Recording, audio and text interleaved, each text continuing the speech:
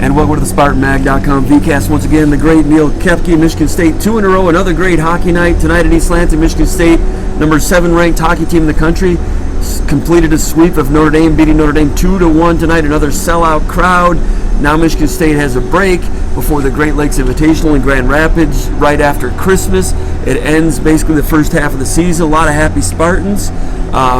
Head coach Adam Nightingale seemed pleased. He's always pretty measured with things, but he seemed pleased. We'll talk about the game a little bit, the first half of the season and things like that. But your thoughts about Augustine and Nightingale and the reaction as you observe these Michigan State, the coach and the players as they get to the halfway point of the season. They've surprised a lot of people nationally, but what are your thoughts about the way they're handling this right now?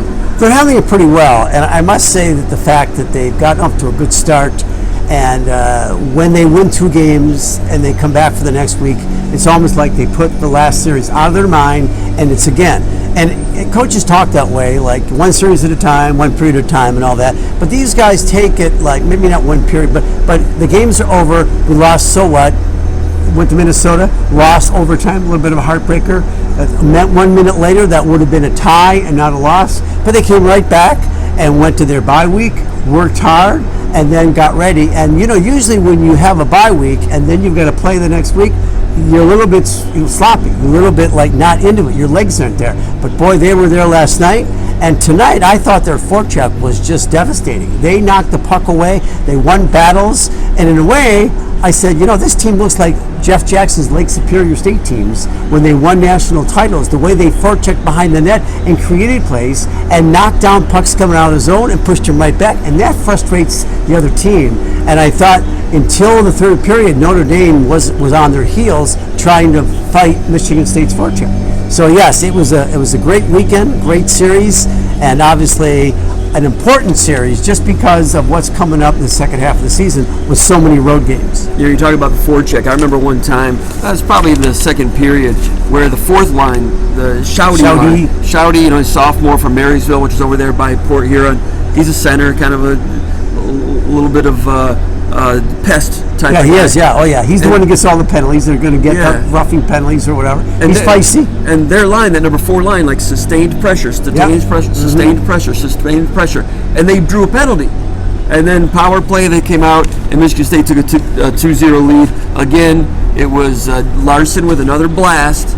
Right-handed blast from the left circle, rebound, and I think it was Savage got the rebound. Savage got the rebound, made it 2-0. Yeah. But it was the number 4 line with that. It set it up with the penalty. Drew the penalty with that forecheck you're talking about. Yeah. Lines 1 to 4, everybody's pitching in. They're quick. They're winning battles. They're the quickness to win those battles. Tommy Ministo is one of the fastest guys on the team. Yeah. I think freshman from Finland, Tommy Ministo. Yeah. Leshnev, it might be the fastest. I don't know, but Ministo is right there. It seems like Ministo in short areas might be the quicker. Yeah, exactly. He gets there. Yeah. He's not as big and he's limber. And obviously on the right side, you've got Kelly, who basically plays a little bit like Shouty. And that's a small line in a way. I mean, I think the other guys are 5'9", 5'10", and the 6 foot is for Ministo. But those guys just grit back and forth, and they create, and Shouty is scoring goals here and there. So the depth of this team is amazing. So everybody doesn't have to look for 1 or 2, 3 players to score like State did last year. This year there's a lot of depth, and guys can go 4, 5, 6 games without scoring, and it doesn't really put pressure on because other guys are scoring. And then you saw where Dorwart, who had been held goalless for a long time, like 5, 6, 7 games, he gets a goal tonight to start it off. Completely different. You remember just a short time ago at Michigan State when they had maybe the Kodorenko line. If they didn't score, nobody was scoring. Second, third, and fourth lines were not producing. Yeah. Not the case here. Talent up and down the lineup, winning loose pucks, out-quicking people to loose pucks, enough physicality, and when they get to that loose puck, they're turning and going and dot-to-dot passing on the way out. Mm-hmm. It's really fun to watch. And tonight, the second period, I thought Michigan State was outstanding in the second period. Then the third period, I thought was Michigan State's worst period of the weekend. Sure, it was. Went into the third period with a 2-0 lead, trying to get the sweep, and Notre Dame kind of controlled the third period, scored a late goal with 14 seconds left, put on some pressure, got a little bit tense there at the end. But what do you think happened there where Michigan State kind of got dominated in the third period? I think it was a combination, Jim, of the fact that Notre Dame knew they had to go after it. They knew they had to and Michigan State, I think, went into a little bit of a shell. Don't take chances. And a couple of times it backfired on Michigan State. They did take chances, and next thing you know, their best player, Slaggert, gets a breakaway. And I think there was 7 minutes left in the game. He scores there 2-1. Now they got 7 minutes to work to get the next goal. As it turned out, Short-handed breakaway. Exactly. Yes. The Spartans were on a power play, and they overplayed it. And they had 3 guys standing at the blue line, and the puck was stripped away, and there went Slaggert down there. Slaggert, Notre Dame's best player. Yep. Breakaway. 12 goals on the season, leading scorer for Notre Dame, senior, and probably the most skilled guy. And he goes down there, and I thought he might go top shelf or whatever. He went 5-hole, and Augustine just was right there. And just like last night, he gets a great ovation. Last night, third period, he made a post-to-post save where the fans went crazy. And here's another one where Augustine sort of saves a little bit part of the game so that it wasn't very tense in the last 9 minutes.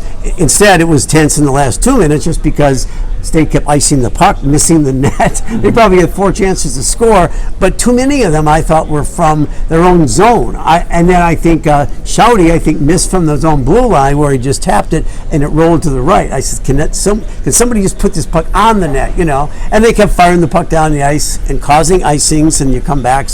But again, it all turned out well. I think the disappointing thing was Augustine, the way he played, deserved the shutout, deserved the heraldness of the fact he could be player of the week in the Big Ten, and shutouts help you do that. And last night's game was gave up 2 goals. So they gave up 3 goals in the weekend to a team that scored 6 goals against Michigan a week ago. On Friday night. And they overwhelmed Michigan, and Notre Dame is not known for scoring. The next night they got 1, so now in Notre Dame's next 3 games, they get 1, 2, and 1 again. So again, I looked at Notre Dame and I said, you know what?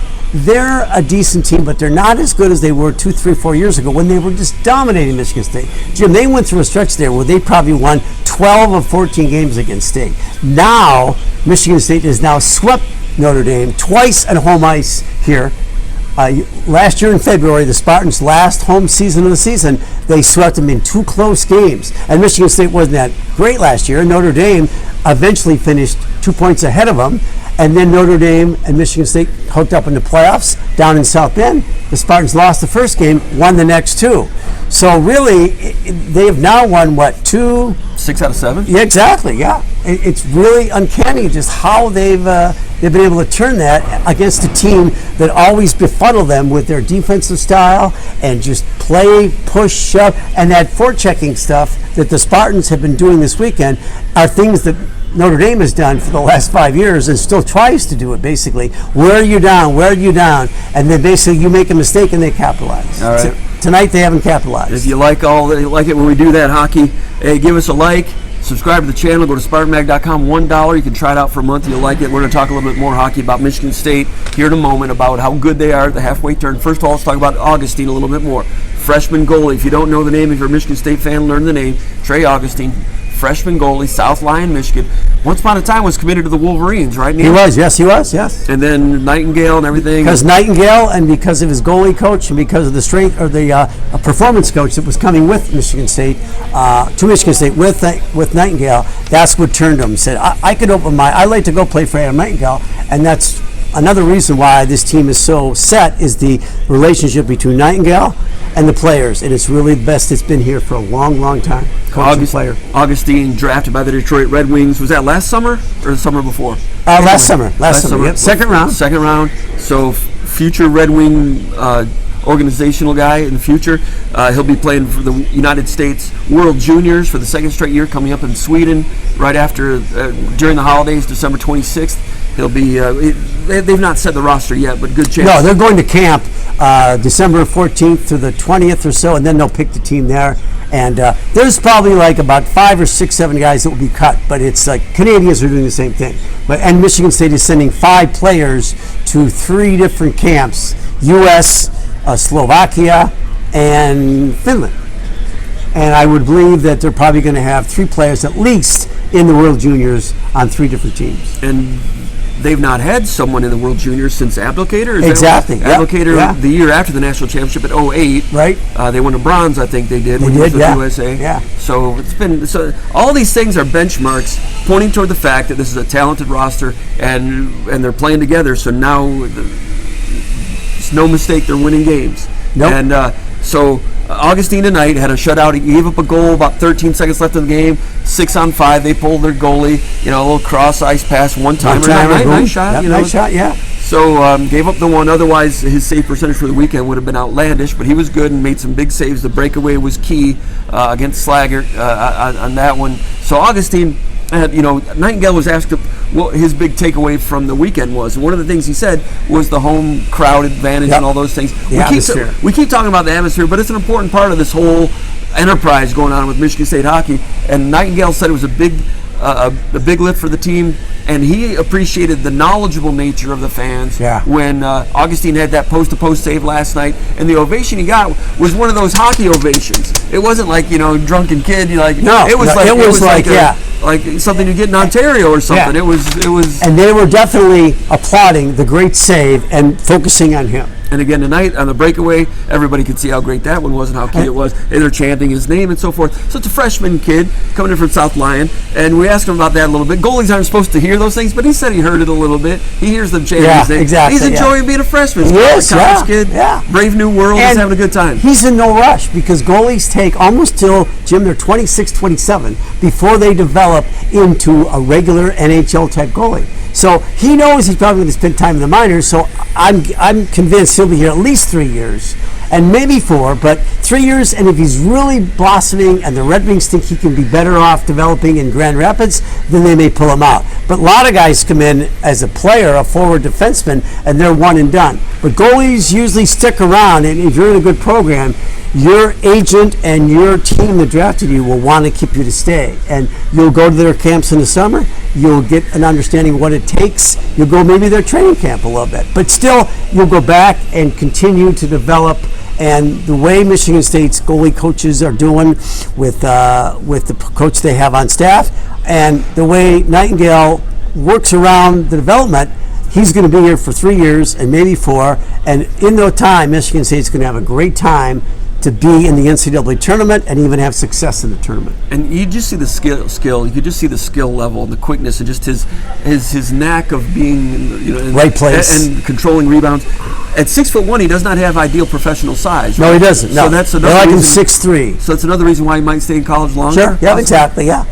All right. So this team, Michigan State, halfway point of the season. 12-4-2 now, number 7 in the country. A couple weeks off the GLI. They won't have Augustine probably for the GLI. They'll go. Who's the backup? Luca De Pasquale. Freshman Luca De Pasquale from Livonia. Yep. And so he'll get the call most likely in Grand Rapids for the GLI. He was a star goalie last year in the British Columbia Junior League and just played dynamically. I think I forget what team he was with, but he was an excellent goalie. And he would have probably not come in until next year, except the fact that Pierce Charlson, who was the backup goalie last year, decided to transfer. And ironically, he went to Alaska. Alaska's in the Great Lakes. If Michigan Tech and Alaska play, and Alaska wins, and Michigan State wins their semi, the Spartans are going to face Pierce Charlson in the finals of the Great Lakes Invitational in Grand Rapids. That'll be interesting if that happens. So how good is this Michigan State team? You've seen a lot of teams over the years. You know what a team looks like that can get into March and make some noise and so forth. Is it too early to gain an idea of what they're capable of in the postseason? Well, they're capable of, for once, getting home ice for the playoffs, cinch. And they're also capable of winning, but I think eventually it's going to come down to Michigan State and Minnesota to win the Big Ten. To finish first. And Michigan is still going to be a factor there. Once they get it together, you still can't look at them and say, hey, they're done. They had a losing record in the Big Ten right now, and they don't have another game in the Big Ten until they play the Spartans here. I believe it's January 18th to 19th down there. So that's going to be a while, and they've got to make up some ground. And they're a team that's got a lot of splits. And they're not good in the pairwise. They're like 17th, 18th, where Michigan State is like 7th in the pairwise. So I really think that for the first time in league history, that Michigan State can finish first. To win the Big And Ten. they are one of two teams that have never won the Big Ten first place title. And the other one, believe it or not, is Michigan. Michigan's never finished first. In the regular season? In the regular season. They've won a bunch of playoff championships, including the last two, but they've never won first place. Really? With and all you that would talent? think with all that talent, they'd be ready to go. They make the Frozen Four, but they haven't won. And Minnesota's dominated. Of the 10 years we've had a Big Ten league, Minnesota's finished first 6 times. So, And Penn State's finished first. Ohio State's finished first. Notre Dame's finished first. but not Michigan. Or But Michigan State. and Wisconsin's finished first. So, how dangerous do you think they can be beyond the Big Ten and into the national tournaments if they make Well, it? the thing when I look at this team, and I'm starting to see it now develop, but when State was playing Wisconsin and then Minnesota, I was still saying they're winning games and they're still not in sync offensively. But just wait till they get in sync. And now I see this forecheck. Now they're starting to get there. But I think by the time you get into mid-January, early February, and that obviously leads to the tournaments in late February, early March, I think they're going to be even more offensive-minded and productive, Really? especially in the power play, because now they're all grouped together. Those lines are good, and there's no pressure on any line to do it because there's 3, and then, like you say, that 4th line was Shouty, centering Kelly and Ministo. That line can score 2, and it can cause havoc for the other team, or draw penalties, and then your power play comes out and you score. So I really think that it's going to be a battle. The Minnesota series here, I believe it's in mid-January, late January. That's going to be a heck of a series, and that could be for all the marbles, depending upon obviously what each team does accordingly. But I think the Spartans are in the hunt. First, second, third. I had them third to start the season, but now I have a feeling it's going to be 1 or 2. And this year, I think they're going to be. They had lost to Minnesota 14 straight times before they went to Minnesota and tied, and then lost again in overtime. But I think finally they're going to get a win. They're going to dump the streak of not having beaten Minnesota. And I think, unlike last year where they beat Michigan once and lost to them 3 times, I think that's going to turn around and at least be 2-2 and maybe even better. Although 2 of the games were in Ann Arbor, so who knows? A lot of great benchmarks for Michigan State hockey fans if they watch this. Where would you like to see Michigan State improve in the coming weeks coming out of the holidays? Well, I thought going in this weekend and not next season or next season, January, February, I think they got to get it better a little bit defensively. And I thought they showed signs of it tonight, getting the puck out of their own zone quicker and not making the bad passes. And they're going to play teams like not Notre Dame and not Ohio State, because those teams don't have prolific scores, but they're going to run into Minnesota, and they're going to run into Michigan and Wisconsin. And Wisconsin is the last week of the season in Madison on March 1st and 2nd. But I think that defense has got to tighten up, and they can't take penalties like they do. I still think they take too many penalties, and unnecessary penalties, like a hook in the offensive zone. You don't need to if you have to reach out to touch a guy and hook him or touch his glove, don't do it. Go for the puck and don't trip him with your stick. And the Spartans always seem in the third period to get a penalty, and that puts you into gulp, here we go. Fortunately, the penalty kill has been pretty good, but you can't keep running the gamut. You're gonna get paid for it once along the way. And in a big game, you take a penalty in the third and you're playing a high-powered team with offense, that's going to be a problem. So there's always things to clean up, but with Augustine, boy, they can't not have been happier the way Augustine has developed, especially the last month. October was a learning experience. Give up too many goals probably, but they were loose defensively. But now he's become a shutdown goalie. And tonight, they played the best goalie in the Big Ten going in Ryan Bischel, who was last year's goaltender of the year in the Big Ten. And when he came back, it was like, boy, Notre Dame's going to be good just because of their goalie. But they beat him back-to-back games, and that's pretty good, beating that team defensively and one of the best goalies, if not the best goalie in the league so far. I felt Augustine was the better goalie this weekend. He was, yes. He won the battle. Interesting point about the penalties. I think Shouty had an interference 70 feet from his own goal. Yep, exactly. Didn't things like And that. Jerry Larson, front of his net, just knocked down a guy without the puck. Easy interference call. I don't know whether something happened there, but he went after him, and I'm like, he could have probably got a high sticking penalty as long as an interference penalty. But it's like, Why do that in the third period? Yeah, your penalty kill is doing well, but don't chance it, because eventually, and as you saw, Notre Dame did put on a nice 6-on-5 play in the third, where they did get the one-timer, and it just finally went in. Fortunately for the Spartans, it was with 15 seconds left, and they were able to skate off the rest of the time. Michigan State had a few of those blind pass giveaways, too, here and there. Yeah, cross-ice pass instead of passing to your D-man. Tommy Ministro passed it this way. What did it do? It hit the Notre Dame guy in the shin pad, bounced, and next thing you know, they had a scoring chance. Yeah. And that's what the Spartans have been doing to the other teams. So the Spartans can't really do that. They have to play smarter and a little bit tighter defensively.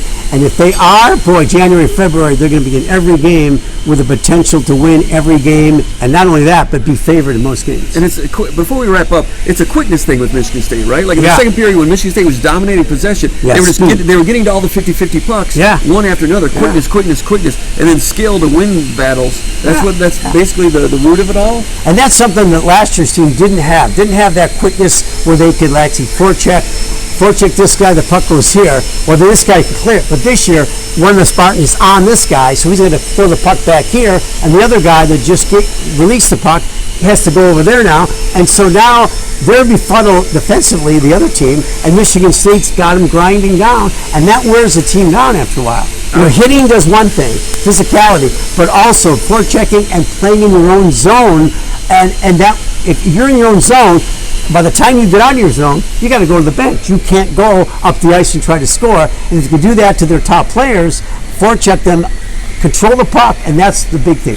Controlling the puck, and that's what Michigan State really did. Probably would get an A- for this weekend. In that second period especially, it seemed like Notre Dame was getting suffocated by Michigan State's skill and speed. And I was like, man, this is really amazing. And I kind of expected the same thing in the third, but then the third, Notre Dame took back over. Yeah. Hey, that's hockey, but Michigan State got to win. A lot of fun watching these Michigan State Spartans. It's been a breath of fresh air for the whole athletic department, that's for sure. And we'll look ahead, I think, December 28th and 29th at Grand Rapids, Great Lakes Invitational. Who does Michigan State open with? Ferris? Open with Ferris State, right. The same team they played last year and lost, exactly. A game that cost them maybe an NCAA tournament berth at the end of the season. And I think Michigan State knows that. Ferris is not having a great season, so I think this team is much better prepared to handle something like that, even without goaltender Augustine. And Luca De Pasquale, they say, is a good goaltender. He could be starting for a lot of other teams if he wasn't with the Spartans. And I think he's going to be ready. I think it's going to be good. And I think as a defense, they'll try to protect him a little more, knowing that he hasn't played in a while and hasn't got a lot of experience. And yet he did have experience. He's not an 18-year-old freshman. I think he's 19 or 20. So he's a little older. And he knows what's going on. He's going to play in those two games, and he can walk out of there as the goaltender that wins the first Great Lakes since, I can't imagine, I think it was Rick Comley in about 08, 09. A lot of checkpoints this season. That's another one they'll be hunting for. And you know that Ferris State, that'll be their biggest game of the year. It will. It always is. And they played well with their system, not giving up anything inside last year when they upset Michigan State. And it was an expensive loss for Michigan State. So Ferris is going to try to do it again. That'll be fun. Grand Rapids. And, I kind of like, of course, Detroit was great when it was, when the GLA it was going strong, yeah. There was nothing like it. Grand Rapids, it's good that, they're giving it a shot over there. I would like to see, I've said this before on other podcasts, I'd like to see the GLI, which is owned by Michigan Tech, I'd like to see more billboards promoting it, because I remember talking to Michigan State fans who lived in Grand Rapids last year as the tournament was coming. They didn't even know what was going on. So how do you pay for billboards? We can't do it. Michigan State can't do it. Media can't do it. Michigan Tech, they're limited. Michigan Tech needs a title sponsor like Meyer or something like that. Yeah, you're right. Yeah. Just to pay for billboards. Up and down 94, up and down 96. Yeah. Mark your calendar. The other thing is, I'd like to see Western Michigan in that thing every year. There's a good program. They should be. And then get some Kalamazoo fans in there. They draw a few fans. That's a natural. I'd like to see Western, Tech, and Michigan State in it every year with one revolver. That's just me on the outside looking in. Just like it was in Detroit with Michigan and two others, State and Tech, and then one team coming in. For a while, it was national team. North Dakota, Wisconsin, BC, BU, CC, Colorado College. And then they decided, let's make it local, and let's pick a team like Lake State, Northern, Ferris, even Bowling Green was in it for a while, to give local fans a chance to come up, and rather than bring some team in that probably isn't going to bring a lot of fans. I think the synergy is Tech, of course, and Tech, they bring their fans down for that thing. In Michigan State, of course, they're winning, and Michigan State fans out in Grand Rapids, they'll draw. But the West Michigan element, to have the Broncos in there. It's a West Michigan exactly. tournament. It's a Grand Rapids thing. Those three things can really make it good for the long term. And I think they've got something there that could be a lot of fun. But so they're going to close it down here for a while. They've got final exams. The hockey team does, and then the players go home and they're on their own to work out and stay in shape. And they come back Christmas Day to get ready for the GLI. That's the plan. Some will have to come back Christmas Eve just because of the flights and stuff like that to make a 5 o'clock practice time. A great way. They'll all have a great taste in their mouths coming out of this one. Sweeping Notre Dame, top 10 team, looking good. Everybody's pumped up. A lot of fun. Jonathan Smith was here, dropped the puck. Got a big hand, big excitement.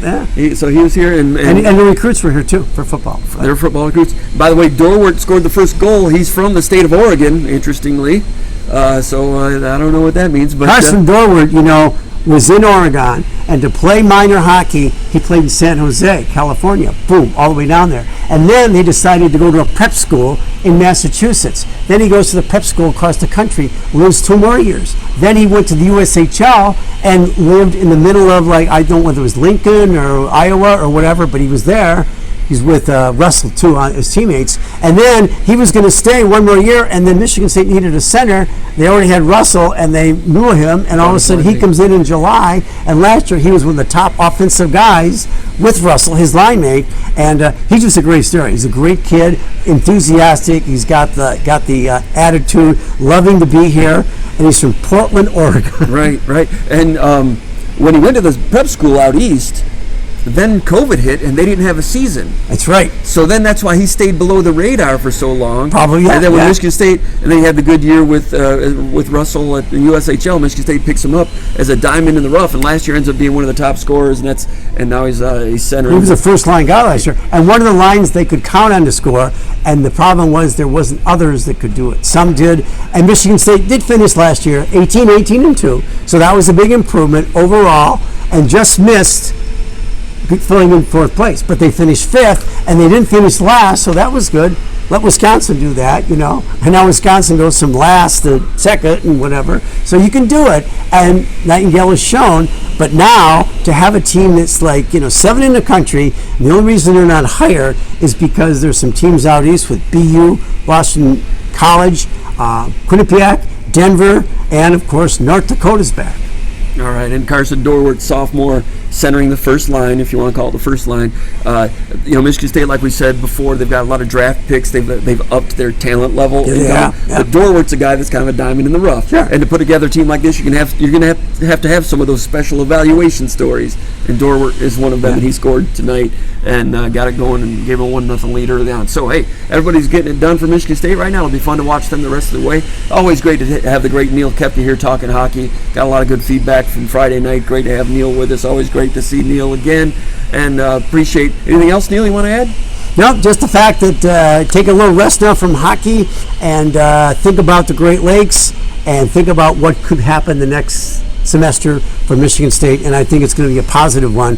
And for sure, if you want tickets, you better find them now, because I think the next 5 home games are going to be sold out, and the Michigan game is probably already sold out. But yeah, there's a Minnesota coming to town, and there's also Penn State coming to town, I think, too. Not Penn State, but Ohio State. And Duel in the D at Duel in the D, Detroit. One game, yep. It's in the middle of February.